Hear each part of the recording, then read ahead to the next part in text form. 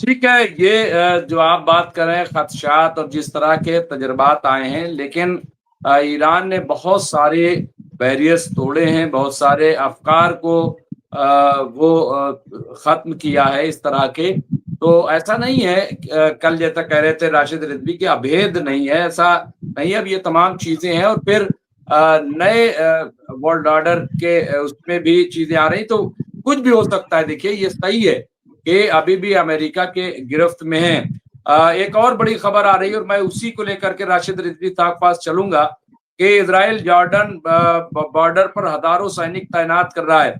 लगता है वहां के प्रदर्शनकारियों से इजराइल को डर है, क्योंकि जॉर्डन में खबर आ रही है कि लाखों लाख लोग प्रोटेस्ट कर रहे हैं बहुत बड़े पैमाने पे। और जहां तक मुझे इल्म है कि जॉर्डन से तिल अवीव की बहुत ज्यादा दूरी नहीं, 80 या 100 किलोमीटर ऐसा बताया जाता है। लेबनान के बारे में भी ये है कि वहां पर भी काफी तैयारी इस चीज को लेकर के कि पैदल मार्च। और हमास की टनल कहां तक है इजराइल में, अभी तक इजराइल को पता नहीं है। तो क्या सिचुएशन बनेगी, क्या जॉर्डन के लोग जो प्रोटेस्ट कर रहे हैं, क्या क्या लग रहा है आपको? क्योंकि प्रोटेस्ट तो टर्की में भी हो रहा है, प्रोटेस्ट हर जगह हो रहा है।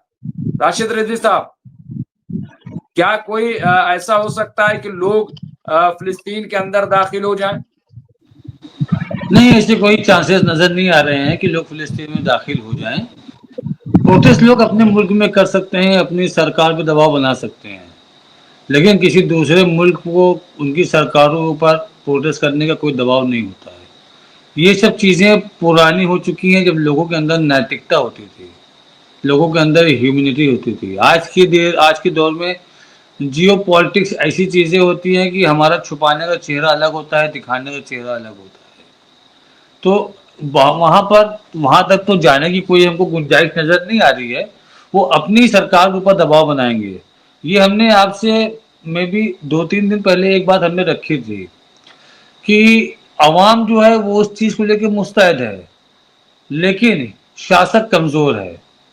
अवाम प्रोटेस्ट कर रही है। यूरोप में किया उसने, कुछ अफ्रीका कंटिनेंट के कुछ एरियो में हुआ, पूरे यूरोप में हुआ, आपके प्लस अतराफ के जो भी और भी छोटे छोटे मालिक थे वहां भी हुए, अरब मुल्कों में भी यहाँ तक कि हुए, छोटे मोटे हुए, बहुत बड़े नहीं हुए। लेकिन सऊदी अरब वगैरह में तो बिल्कुल ही नहीं हुआ प्रोटेस्ट। तो वहां पर प्रोटेस्ट से वो अपने गवर्नमेंट पे दबाव बना सकते हैं, कोई प्रेशर बना सकते हैं कि आप हमको हमारी बात मानो। और वो बेगुनाह लोग हैं जो मारे जा रहे हैं, जो सोशल मीडिया पे वो फिलिस्तीनियों की फोटोज देखते थे कि छोटे छोटे बच्चे हैं, भूखे हैं, रो रहे हैं, लाशें उठा रहे हैं, माँ है बच्चे के अपने गोद में बच्चों की लाश लेके जा रही है, बाप है बेटे का जनाजा लेके जा रहा है रोते हुए। तो और किधर बिधर लाशें पड़ी हुई हैं हमलों से। तो एक लोगों के अंदर, आवाम के अंदर ह्यूमिलिटी होती है, वो अंदर से कितना भी क्रूर रहता हो लेकिन अंदर से वो हिल जाता है कि ये तो गलत हो रहा है, अब गलत हो रहा है। जैसा कि नाटो कंट्रीज जितने भी थे वो सब, इनके जो 7 फिंगर वाले थे, अमेरिका के, फ्रांस रहे हों, ब्रिटेन रहे हों, जर्मनी रहे हों, इन सब लोगों ने सीधा सीधा नेतन्याहू को टारगेट कर दिया एक लेवल के बाद कि देखिए ये जेनोसाइड हो रहा है, ये गलत हो रहा है। दुनिया हिल गई। लेकिन अगर कोई नहीं हिला तो हमारे सऊदी अरब के सियासतदान नहीं हिले, वहाँ के किंग नहीं हिले, वहाँ के प्रिंस नहीं हिले, आपका अमेरिका का प्रेसिडेंट नहीं हिला, सब हिले, बाकी ये लोग नहीं हिले। जी जी साहब। बिल्कुल, बिल्कुल, ये ठीक बात है कि लेकिन बहरहाल हम चीज़ें देख रहे हैं तमाम। और इससे पहले भी हम बात करते रहे हैं कि जब एयर स्ट्राइक बार-बार होती रहेगी, तो ज़ाहिर है कि कोई न कोई रास्ता इज़राइल को रोकने के लिए निकाला जाएगा। और ऐसे में हो सकता है कि ऐसा मूव हो। ये बात कही जाती रही है। कैप्टन साहब, क्या लग रहा है आपको जो सिचुएशन इस वक्त है? क्योंकि ग्राउंड लेवल पर देखा जाए तो अभी हूती जो है वो फिर उसने अटैक किया है, फिर वो हमला कर रहा है, लेकिन इजराइल है वो भी नहीं मान रहा है। क्या सिचुएशन क्या बनेगी, क्या सिचुएशन समझ में नहीं आ रही अगर हम देखें तो कि कहाँ पे ये जा करके वॉर रुकेगी या कत्लेआम रुकेगा? डॉक्टर रिजवी बहुत जल्दी रुकने वाला है। ईरान की फिलहाल कोई मंशा नहीं है इज़राइल पर हमला करने की। हिज़्बुल्लाह जो है वो डिप्लोमेटिक प्रेशर जो कि बेरूत से उनके ऊपर लगाया जा रहा है, उसकी वजह से शांत है। हूती बीच-बीच में बहुत ही शानदार कामयाब हमले कर रहा है इज़राइल के ऊपर, लेकिन ये हमले कभी 1 रॉकेट, कभी 2 मिसाइल जाके फट जाते हैं इज़राइल में, तेल अवीव में फट जाते हैं। नागेव डेज़र्ट में फँस जाते हैं, दिमोना के पास अभी परसों जाके एक फटा। इससे नुकसान होता है, लेकिन ऐसा कोई नुकसान नहीं होता है जिससे कि इज़राइल हिल जाए या घुटने टेक दे। तो बचा कौन? अब इज़राइल से लड़ने के लिए कोई नहीं बचा सिवाय हमास के। और आज नेतन्याहू ने फिर से आईडीएफ कमांडर्स की मीटिंग की थी और उन्होंने अब आईडीएफ को बोल दिया है कि आज से लेके 7 अक्टूबर के बीच में, क्योंकि 7 अक्टूबर को 2 साल हो जाएँगे, तो एक सिंबॉलिक डे है। नेतन्याहू ने बोल दिया है कि 7 अक्टूबर तक पूरा का पूरा जवालिया कैंप का इलाका जो है वो आईडीएफ दखल कर ले। अलग-अलग जगह से आईडीएफ आगे बढ़ रही है, 3 एक्सेस में बढ़ रही है गज़ा की तरफ अंदर घुसने के बाद। जो सबसे पास वाला कॉलम है वो अभी जवालिया कैंप से मात्र 4.5 किलोमीटर की दूरी पर है। ये अंदाजा अगर हम पिछले 1 हफ्ते का लगाएँ तो आईडीएफ एक दिन में, क्योंकि बहुत जो हमास के लड़ाके हैं बहुत बहादुरी से लड़ रहे हैं। एक-एक गली के लिए लड़ाई कर रहे हैं वो लोग, तभी एक-एक बिल्डिंग के लिए हमास के लड़ाके लड़ाई कर रहे हैं। कई बार तो आईडीएफ एक बिल्डिंग में घुस जाती है, लेकिन बिल्डिंग में उनको एक कमरे से दूसरे कमरे में लड़ाई करके जाना पड़ता है, जिसमें आधा घंटा, 2 घंटे की लड़ाई करनी पड़ती है, इस कमरे से अगले कमरे तक।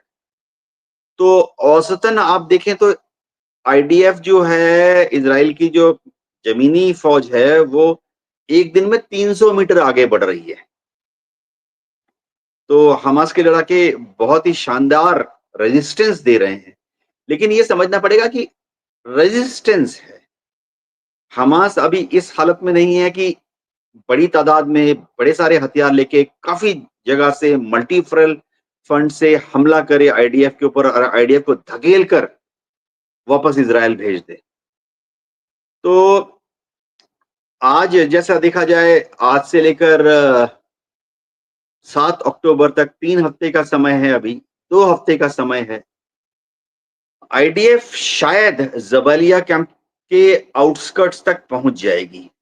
यानी उसके बाद जबालिया कैंप का एरिया जो है महज 1.5 किलोमीटर चौड़ाई में है और 2 किलोमीटर लंबाई में है। उसके बाद आईडीएफ के लड़कों को वहां से रात के अंधेरे में अपने सुरंगों के द्वारा तितर-बितर हो जाना पड़ेगा। ये अलग बात है कि उसके बाद फिर से वो उठ खड़े होंगे 3 महीने के बाद और किसी जगह पर और किसी नाम से। तो जंग हम ये समझ सकते हैं कि 7 अक्टूबर के आसपास तक आईडीएफ हमास को as a military force, Hamas जो है काफी हद तक खत्म हो चुका है, 70% खत्म हो चुका है एज ए मिलिट्री फोर्स बता रहा हूं। अगले 2 हफ्ते तक हमास 90% खत्म हो जाएगा एज ए मिलिट्री फोर्स। ठीक है, वो बचे रहेंगे, जो बचे रहेंगे उनकी नहीं, ये कोशिश रहेगी। 15% कैसे खत्म हो जाएगा कैप्टन साहब? अगर देखा जाए तो ऐसा नहीं, वो मारे नहीं जा रहे हैं। जो रिपोर्ट आ रही है 15% कैसे खत्म हो जाएंगे? अगर मान ली जाए, आपकी बात मान ली जाए, 75% चलिए हमने मान लिया, 25% वो 15% कैसे खत्म कर लेंगे? हाँ, होता ऐसा है कि मैं दुनिया भर के जितने गुरिल्ला वॉरफेयर हैं, हम सबने सीखा भी है, पढ़ाई भी की है। गुरिल्ला जो जब लड़ते हैं उनको एक चीज सिखाई जाती है कि आपको जब भी किसी रेगुलर आर्मी से लड़ना हो, आप इस तरह से लड़ाई मत कीजिए कि आप ही खत्म हो गए। तो जब हमास जवालिया कैंप तक सीमित हो जाएगा, तो गुरिल्ला की ट्रेनिंग ये होती है कि बचे हुए हथियारों के साथ, बचे हुए कम्युनिकेशन इक्विपमेंट के साथ, बचे हुए जो ट्रेन्ड हमास के लड़ाके हैं उनके साथ वो गायब हो जाते हैं गुरिल्ला। जिन देशों में पहाड़ या जंगल होता है वहां पर लास्ट लड़ाई लड़ने के बाद गुरिल्ला पहाड़ों में और जंगल में गायब हो जाते हैं, क्योंकि गजा में ना पहाड़ हैं जंगल हैं, तो वो सुरंगों में घुसकर जाकर अपने अपने सिविलियन एरियाज में अपने परिवार की तरफ चले जाएंगे और सिविलियन पॉपुलेशन में घुल मिल जाएंगे, हथियारों को छुपा देंगे। जो बचे खुचे हथियार हैं वो उनको छुपा, ये सारे गुरिल्लास की ट्रेनिंग होती है। कोई भी दुनिया का गुरिल्ला संगठन आमने सामने की लड़ाई में रेगुलर आर्मी के साथ उनको ट्रेनिंग दी जाती। ये समझना पड़ेगा क्यों, क्योंकि जो रेगुलर आर्मी है उसको तो रोज ही 100 हथगोले मिल रहे हैं। आज 100 हथगोले फेंक दिए, रेगुलर आर्मी को कल 200 हथगोले मिल जाएंगे। रेगुलर आर्मी ने कल 200 हथगोले फेंक दिए, उनको परसों 300 हथगोले मिल जाएंगे। लेकिन जो गुरिल्ला लड़ते हैं उनके पास आज अगर 10 हथगोले हैं तो 2 फेंक दिए तो कल 8 बचे, और परसों 4 और फेंक दिए तो 4 ही हथगोले बचे। तो गुरिल्लास को सिखाया जाता है कि कंजर्व करो अपनी जो शक्ति है, चाहे वो मैन पावर हो या हथियार हो या असला हो, उसको कंजर्व करो और इधर उधर गायब हो जाओ। तो अर्बन वारफेयर में क्या होता है, जो कि हमने जाफना में भी देखा, और दुनिया में अर्बन वारफेयर तो 50 जगह चलता है। उसका मतलब मैं दर्शकों को बता दूं, शहरी लड़ाई, शहरी लड़ाई में गुरिल्ला अपने हथियारों को लेके इधर उधर घुल मिल जाते हैं, हथियार छुपा देते हैं और सिविलियन पॉपुलेशन में एसिमिलेट हो जाते हैं, यानी घुल मिल जाते हैं। जरूरत पड़े तो वर्दी भी खोल देते हैं। हमने बांग्लादेश में मुक्ति वाहिनी का क्लासिक टैक्टिक्स देखा। जब मुक्ति वाहिनी के जो गुरिल्ला थे बांग्लादेश में, वो तो लुंगी पहन के लड़ाई करते थे। उनको इंडियन आर्मी से जब वर्दी दी गई तो मुक्ति वाहिनी ने बोला हम वर्दी नहीं पहनेंगे, क्योंकि वर्दी पहन लेंगे तो दूर से ही पाकिस्तानी समझ जाएंगे और गोली चला देंगे। तो मुक्ति वाहिनी सिविलियन ड्रेस में, Bangladesh humid, hot humid area है, वो बनियान गंजी और नीचे लुंगी पहनकर उन्होंने लड़ाई की। ये क्लासिक गुरिल्ला टेक्निक होती है दुनिया के किसी भी देश में। हम अभी छत्तीसगढ़ में गुरिल्लाओं से लड़ रहे हैं, सीआरपीएफ लड़ रही है। छत्तीसगढ़ में जब नक्सलाइट आते हैं तो ठीक है, उनके जो लीडरान हैं डांगरी पहन के आ जाते हैं, पैर में चप्पल होते हैं, बेचारों के बहुत ही गरीब होते हैं। लेकिन उनका जो काडर है मोस्टली सिविल ड्रेस में लड़ाई करते हैं। उनके पास और जब सीआरपीएफ का प्रेशर ज्यादा हो जाता है तो वो गांव में जाकर गांव के लोगों के साथ घुल मिल जाते हैं। जी डॉक्टर रिजवी, ऐसा ही हमास करेगा। इनका बहरहाल ये असेसमेंट है। फिरोज बख्श साहब, आपको क्या लग रहा है? मुझे तो लग रहा है कि सप्लाई लाइन वो कहीं ना कहीं से इनको मिल रही, क्योंकि ये आप देखिए, ये बात कही जा रही कि हमास खत्म हो रहा है। अभी हमास ने कल भी चैलेंज किया है और वो लड़ रहे हैं, और वो कल उन्होंने कई मकामात पे अटैक किए हैं। ऐसा नहीं है, जमीनी सतह पर वो बार बार जो है, और मुझे लग रहा है कहीं ना कहीं से तो सप्लाई लाइन है, क्योंकि आज भी वो रॉकेट मार रहे हैं, आज भी वो जो उनके मरकावा टैंक है उस पे अटैक कर रहे हैं, उसे मार रहे हैं, उनको बंधक भी बना रहे हैं। ऐसा नहीं है कि जमीनी सतह पर हालात बड़े खराब हो रहे हैं, ये हम जरूर देखते हैं। तो कहीं ना कहीं मुझे लग रहा है कि सप्लाई लाइन जरूर है, क्योंकि अभी सच्ची बात तो ये है कि भले ही इन्होंने बिल्डिंगें उड़ा दी हो, सब की हो, लेकिन टनल तक अभी ये पहुंच पाए नहीं है।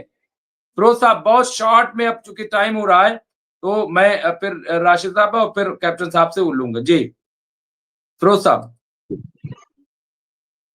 जी देखिए, ऐसा है डॉक्टर मुमताज के अभी समझाया था देवनाथ जी ने कि जो गोरिल्ला वॉर होता है, या जो भी इसको नाम दे दें, ये फौजी नहीं होते, लेकिन फौज का सारा काम करते हैं।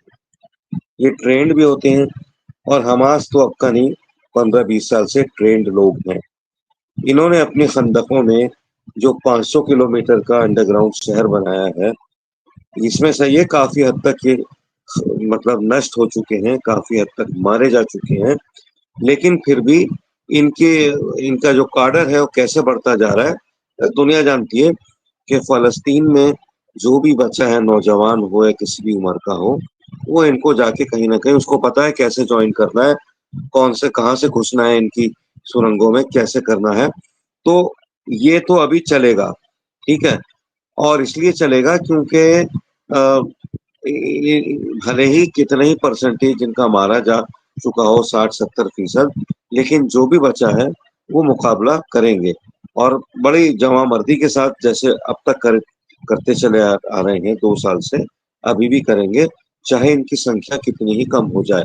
ठीक है, कम होती जाएगी, मारे जाएंगे, लेकिन जब तक युद्ध विराम नहीं होता, मेरा ख्याल ये कि नेतन्याहू के माइंड में ये है कि एक लैंडमार्क कोई विक्ट्री वो जो है 7 अक्टूबर को करना चाह रहे हैं। उससे पहले यानी तकरीबन महीने से कम है, वो हर चीज को अपने कब्जे में लेना चाह रहे हैं, और जितने भी ये लोग हैं यहाँ फलस्तीन में, इनको निकाल रहे हैं।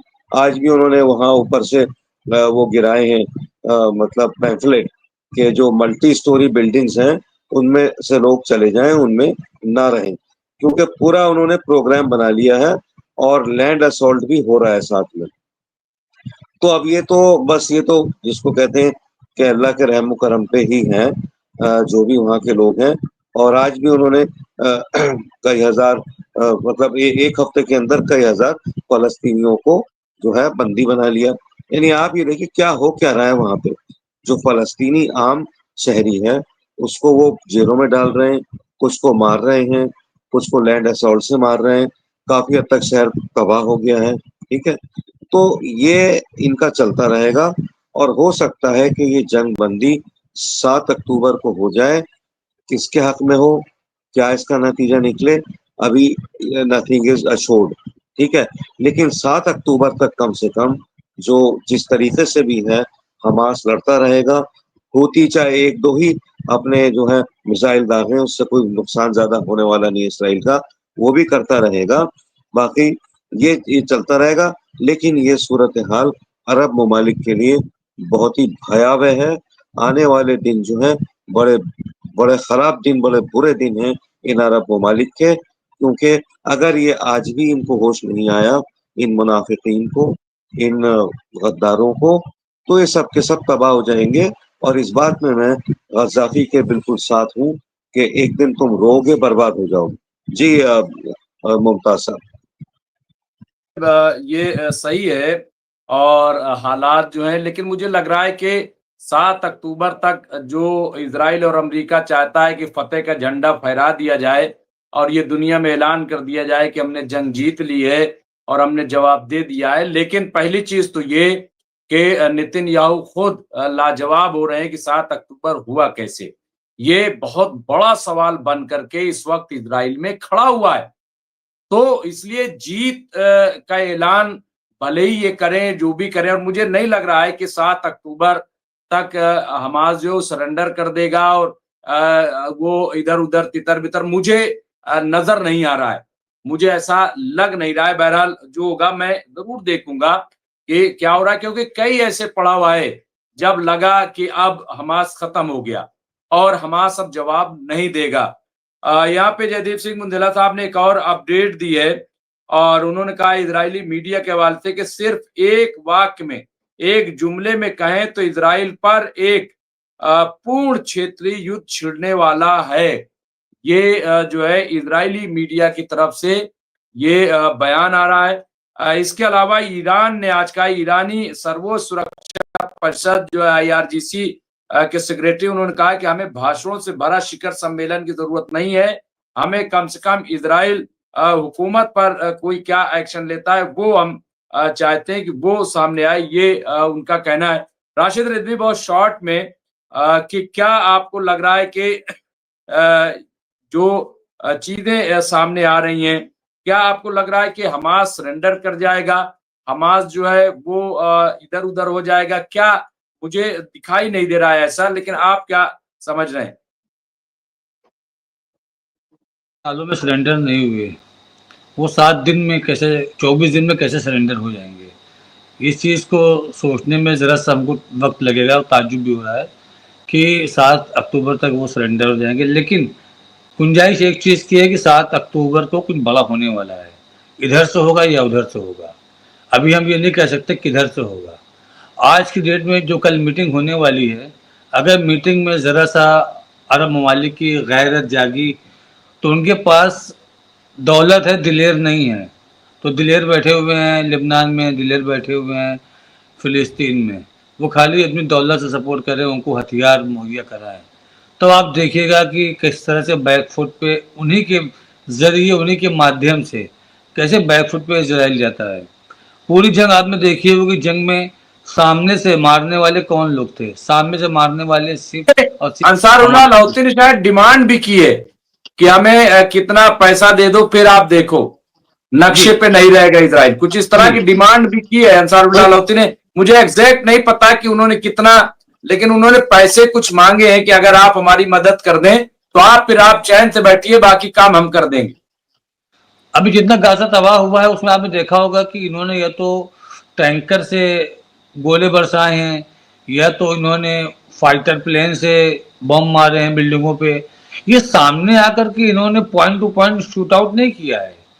वो काम हमास के लोग कर सकते हैं, उनके अंदर जिगरा है, बचपन से वो लोग लड़ते आ रहे हैं, बचपन से वो मौत देखते हुए आ रहे हैं। और जो इसराइल में भर्ती लोग हैं वो ऐसा नहीं कि वो बहुत जिगरे वाले हैं, वो सब उनके अपने घर हैं, उनके एम्बिशंस हैं, उनके सपने हैं, उनका फ्यूचर है। हमास के लोगों के पास बच्चा कुछ नहीं है खोने के लिए, और उनके पास जीने के लिए बहुत कुछ बचा है। तो इसलिए इसराइल के लोग मरने मारने को तैयार रहते हैं, सॉरी फिलिस्तीन के लोग मरने मारने को तैयार रहते हैं, हिजबुल्लाह के लोग मरने मारने को तैयार रहते हैं। उनको पता है कि एक दिन तो मरना ही है, तो इसलिए एक जालिम से लड़के ही मरो। जैसा कि हसन नसरुल्लाह ने एक बात कही थी कि एक दिन तो मौत आनी है, तो ऐसा मरो कि लोग तुमको जितना जिंदगी याद रखें। तो ये कोई बहुत बड़ी चीज नहीं है कि 7 अक्टूबर को कुछ हो नहीं सकता है, 7 अक्टूबर को कुछ बड़ा हो सकता है, लेकिन हमास सरेंडर करेगा ये पॉसिबल नहीं है कि 24 दिन के अंदर जो लोग 24 साल 40 साल 50 साल से सरेंडर नहीं किए वो 24 दिन में सरेंडर कर देंगे। और आज भी हमने उस दिन पहले दिन हमने आपसे कहा था कि हमास जितना वो आपका गाजा जितना जमीन के ऊपर है उतना जमीन के नीचे है। तो अभी हमास के लोग कम दिख रहे हैं, ऊपर की बात सही है, गलत नहीं है, लेकिन नीचे कम है, इस बात की श्योरिटी भी नहीं है। अचानक से वो निकलते हैं, अचानक से अटैक करते हैं, पर डे की एवरेज से 2 से 3 4 इनके सोल्जर्स मारे जाते हैं इसराइल के, जो इसराइल छुपा रहा है। वहां पर जो इंटरनल हंगामा हो रहा है वो अपने लोगों को सेफ करने का हो रहा है। वहां की किसी एक ब्लॉक में लिख दिया गया था कि जितने बंधक नहीं मरे उससे ज्यादा उससे कई गुना कितने टाइम ज्यादा सोल्जर मर गए। उसके उस ब्लॉक को ही ब्लॉक करके उसको अरेस्ट कर लिया गया। इसराइल के एक ब्लॉग में किसी ने लिखा था और इसने कहा था कि जितने बंधक नहीं मरे उससे कई टाइम ज्यादा सोल्जर मर गए। तो उस बेस पे उसके उस ब्लॉग को ब्लॉक कर दिया गवर्नमेंट ने और उसको अरेस्ट कर लिया। तो उनके अंदर इख्तलाफात चल रहे हैं, लेकिन सवाल ये है कि ये कब इसमें बारूद में चिंगारी लगेगी, कब हंगामा होगा। क्योंकि जब तक इसके ऊपर पूरी तरीके से कंप्लीटली अमेरिका का सपोर्ट है और जो कि 100% है, जब तक वो रहेगा इजराइल ऐसे ही मजबूती से खड़ा रहेगा।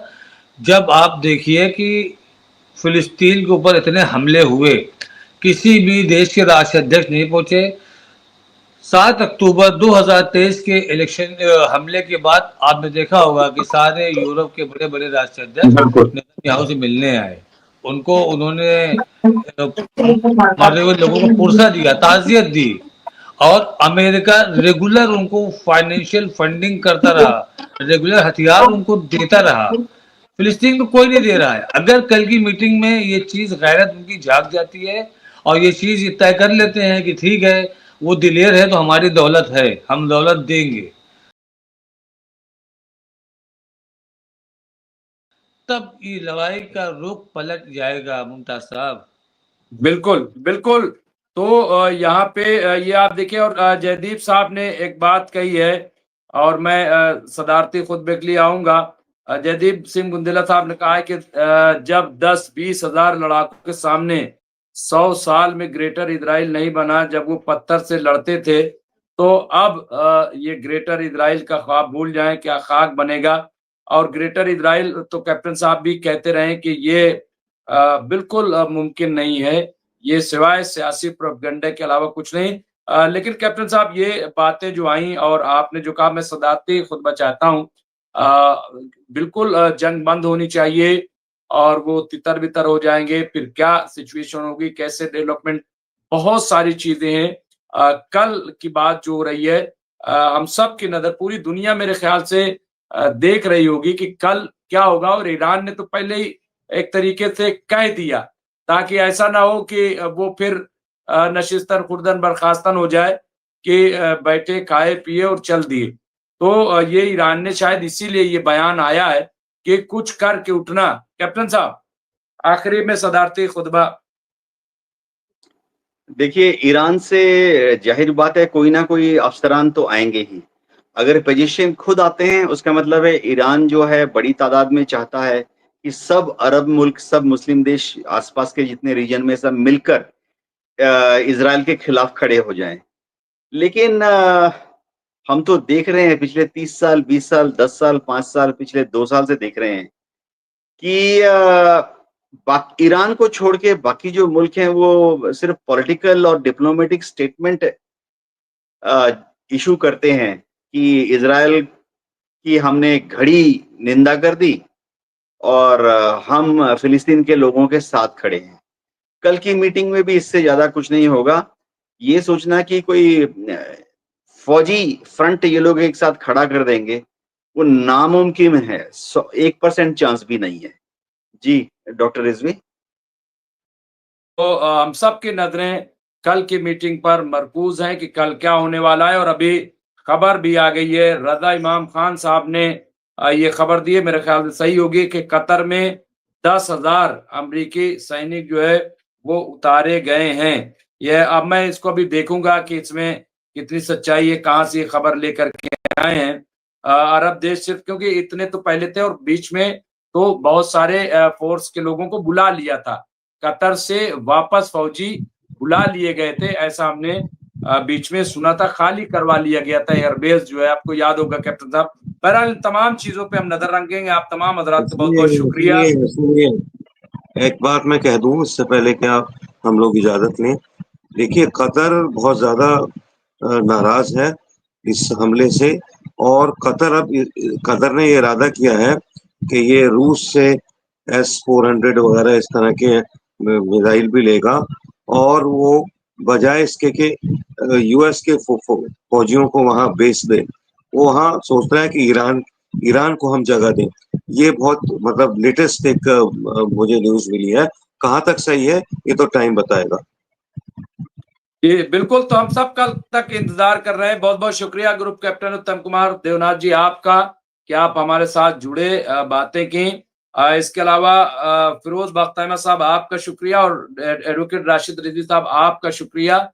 बड़ा अच्छा तजिया हम लोगों ने किया। और चूंकि सुई अटकी हुई है कल की मीटिंग को लेकर के, और उसके बाद ही तय होगा कि क्या कुछ बड़ा हो सकता है, क्या बाकी चीजें चल रही। लेकिन हमारा मकसद यही है कि खित्ते में अमन हो, कोई जान न जाए, जितने लोग मारे जा रहे हैं, मर रहे हैं, ये रुक जाए, यही हमारा मकसद है।